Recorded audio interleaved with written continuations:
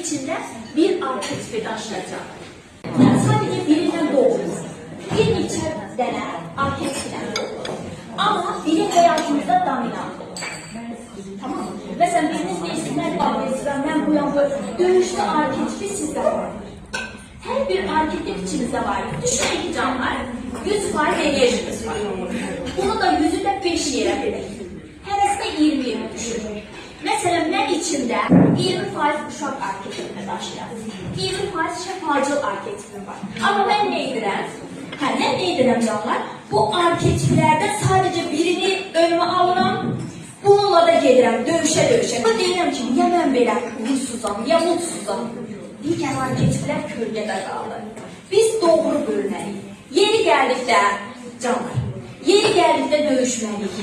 Yeri gəldikdə uşaq kimi şıltaq olmalıyıq. Yeri gəldikdə eşimizlə, mərhəmimizlə, öpüşümüzlə, toxunuşumuzla şəfacı olmalıyıq canlar. Qadın, əsl qadın budur. Yeri gəldikdə sinirimizi çəkməliyik. Hey, sən mənim sinirimi keçə bilməzsən deməliyik. Yəni, yeri gəldikdə kölgəmizi tapıb onu ortaya çıxartmalıyıq. Ama biz bunu bilmədiyimiz üçün canlar. Elə mən buyam. Tenta durumunda olduqda bilinçaltı tamamilə sanki bir qabdır, bir qazandır. Ağzı qapaq açıqdır. O qazanan hər şey dolur. Ananın keçirdiği duygu düşüncələr, atanın söyləntiləri, nənə baba onu da söylənsə belə nəyəsə. Uşaq bilinçaltı olaraq hop aldı qazanın içərisinə.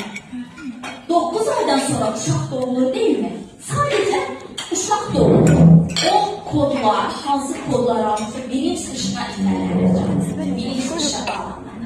Ve burada bu benim ixtiramım desem yanlış olmaz. Çünkü birden aniden bu bilgiler bana geldi.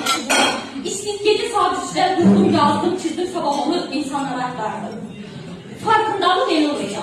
Nece olur? 7 yaşıma kadar, ben 9 ay ana rəhmində oldum. Ama 7 yaşına kadar düşünürsən ki, uşaq bu dünyada değil. 7 yaşına kadar bu necə Matrix alanının rahmində olur. Uşağın döllənməsi 7 yaşına kadar olacaq. 9 ay ana rəhmində döllənir.